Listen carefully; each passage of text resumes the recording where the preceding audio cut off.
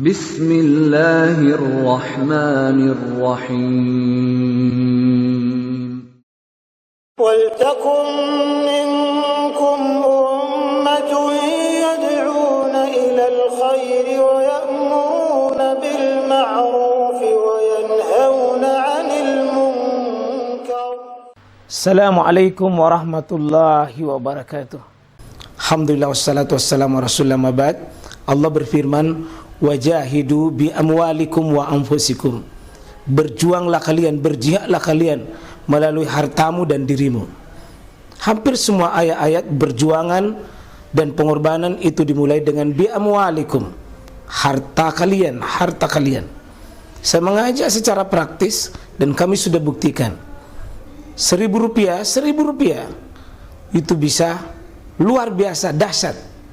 Bisa beli mobil, bisa buat kuburan, ya, bisa membangun masjid. Uang 1.000. Mari kita satukan uang 1.000 kita. Nanti kami jemput di rekening ini, insya Allah bisa kita buat. Di rekening ini insya Allah kita buat sebuah kekuatan umat dengan Rp1.000. Rp1.000 dahsyat. Di bab ini ada 20 hadis. Babul qada al-haja. Babul qada il-haja. Bab membuang hajat. Bab menyelesaikan hajat. Wah, ini istilah yang bagus, Pak. Hajat, hajat di sini dipakai karena istilah nanti diambil dari Nabi Sallallahu Alaihi Wasallam. Hajat itu sebuah istilah sebenarnya ya hiperbola, membesarkan sesuatu yang merupakan kinayah, sebuah istilah kiasan. Sebenarnya hajat di sini ya, bahasa halusnya Nabi itu, Pak. Begitu Nabi SAW menggunakan istilah buang air itu, Pak. Jadi kalau Bapak buang air itu sebenarnya hajat besar. Dan satu-satunya bab di bab fikih itu dipakai bab hajat itu ketika kita buang kotor. Jadi kencing, buang air besar itu, Pak, itu buang sebenarnya kebutuhan, karena disebut hajat. Kalau hajat itu satu kata dengan hayat, artinya hidup. Artinya kalau tidak bisa pakai buang angin, tidak bisa buang air kecil, tidak bisa buang air besar, Pak, itu tanda-tanda mati itu. Betapa besarnya pengaruh istilah ini. Hajat, hajat ini kebutuhan. Ya. Coba bayangkan, Pak, kalau kita berhari-hari tidak buang air, betapa tersiksa itu. Ya. Dan syukurlah kalau kita bisa selesaikan hajat ini, Pak. Ya, ternyata bukan nikmat itu yang makan saja, Pak. Ternyata nikmat itu adalah ketika buang dan bisa mengeluarkan. Jadi ketika kita buang air kecil, nikmat itu, Pak. Syukuri. Kita tidak dioperasi, kita tidak diketeter. Kita sudah buang air besar, tidak operasi usus. Ya, bayangkan, Pak, kalau dioperasi usus baru bisa. Alhamdulillah. Sadarkah kita ya ikhwah, ketika kita berada di kamar mandi, sedang berada dalam nikmat Allah Subhanahu wa taala kalau sudah buang hajat. Itulah sebabnya nanti dalam banyak hikmah-hikmah bisa kita ambil di sini. Ya. Nah, nanti dalam bab hajat ini ya kita pakai istilah seperti hadis ini. An Anas bin Malik radhiyallahu anhu, hadis pertama dari Anas bin Malik. Kana Rasulullah SAW iza dakhala al-khala. Jadi dakhala al-khala. Khala ini juga istilah Nabi, Pak, pakai khala. Itu artinya menyepi, bersembunyi. Biasa dipakai bab ini dalam istilah bab at-takhalli, bab menyepi. Karena orang yang buang hajat itu, Pak, tidak boleh bangga pamerkan diri dan pamerkan produknya, enggak usah. Kitab sembunyi-sembunyi, Pak. Tempat sembunyi itu namanya berkhalwat. Tempatnya itu khala. Karena itu intinya kalau orang buang hajat, Pak, intinya bersembunyi.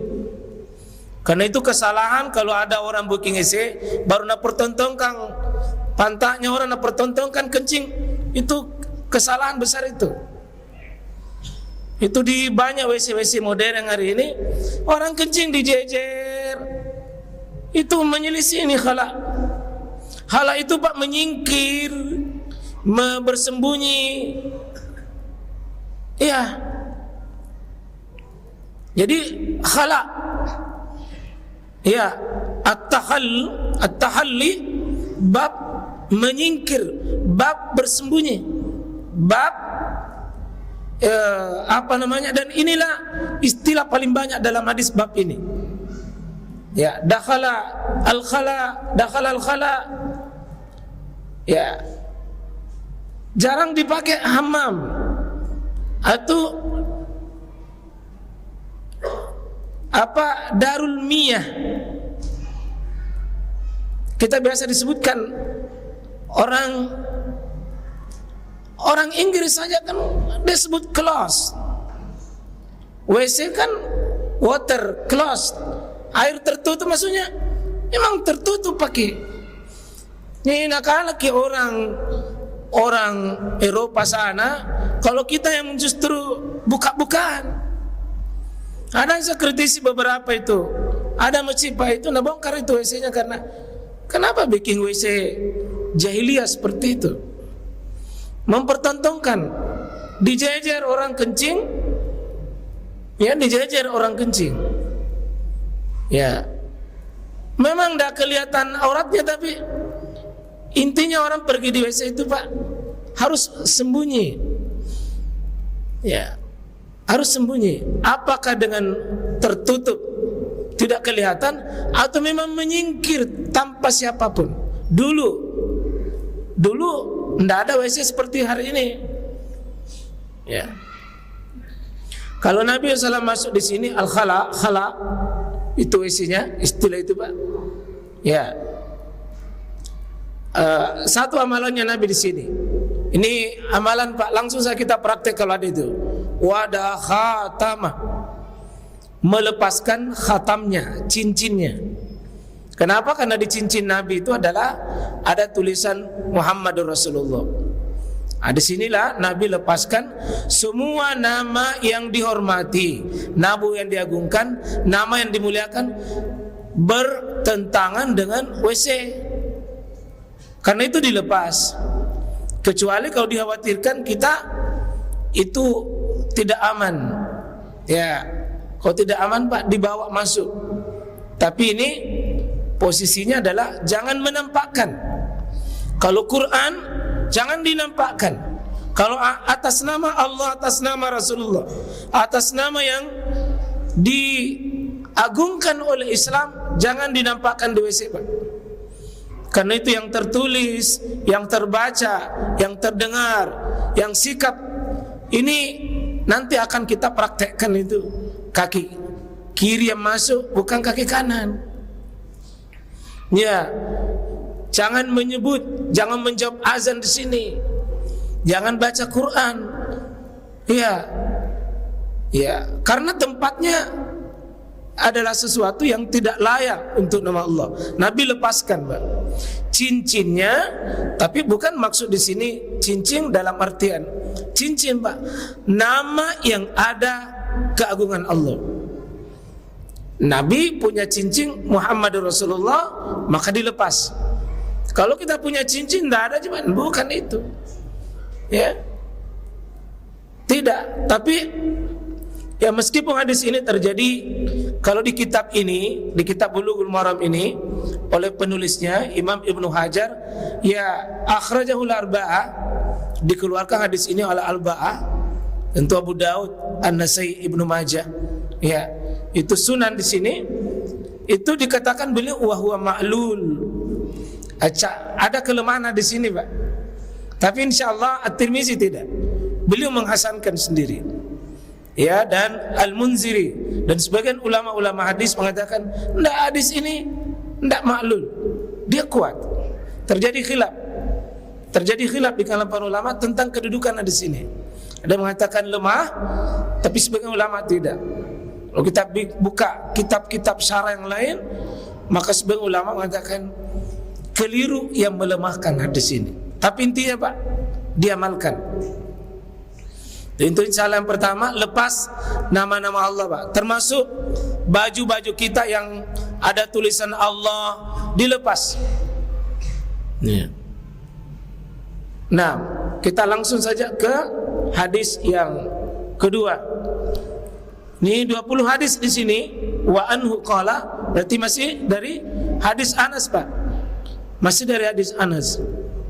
Ini Anas, ciri khas banyak mengetahui tentang begini karena pernah serumah dengan Nabi lebih 10 tahun. Jadi tahu Nabi itu perkara tentang masalah begini. Pelayannya Nabi tentang sahabat yang lain mungkin tidak tahu Pak. Tapi Anas banyak meriwayatkannya begini karena dia saksi hidup Nabi di rumah tangga beliau, termasuk ke khala tadi itu, WC itu. Masih Anas mengatakan wa anhu qala kana Rasulullah sallallahu iza dakhala al-khala'a. Masih khala. Apa kata Anas? Mendengar Nabi membaca Allahumma inni a'udzubika minal khubusi wal khaba'is. Akhrajahu as-sab'a. Ini bukan arba'ah tapi malah sab'ah 7. Tambah tadi Sunan, tambah Ahmad, Malik dengan dengan Imam Ahmad bin Hanbal. Ya. Dan mudah-mudahan Pak ya, kita tidak boleh lalaikan doa ini. Ya, coba bayangkan Pak, umat Islam itu pernah Salman Al-Farisi, mantan penganut Nasrani Pak. Itu Salman Al-Farisi diejek oleh orang kaum Nasrani. Setelah dia masuk Islam, apa dia bilang? Salman, atu'allimu nabiyukum, apakah nabimu sudah mengajarkan likulli syai, segala sesuatu? Apa kata Anas? Bala, betul. Ma baqiya syai ma yuqarribu ilal jannah hatta qad buyyana lana. Apa kata siapa Salman? Semua yang bisa mendekatkan ke surga dan menjauhkan ke neraka sudah diajarkan pada kami. Sampai urusan-urusan buang hajat pun. Coba bayangkan Pak, tidak ada agama yang mengurusi sedetail yang seperti ini. Betapa Islam ini sempurna, lengkap. Bersyukur kita menjadi seorang muslim karena ajaran-ajarannya. Sampai masuk WC ada doanya, masuk di WC adab-adabnya, ada hajat, ada etika-etikanya. Ini doanya Pak ya. Allahumma inni a'udzubika minal khubusi wal habais. Jadi khubus jamak dari kata habis, kotoran. Habais jamak dari kata habitha. Habisa juga kotor. Ya. Jadi hubus habais. Ya, biasa muzakkar dan kebawa kita ke muannas. Nah, jadi hubus habais.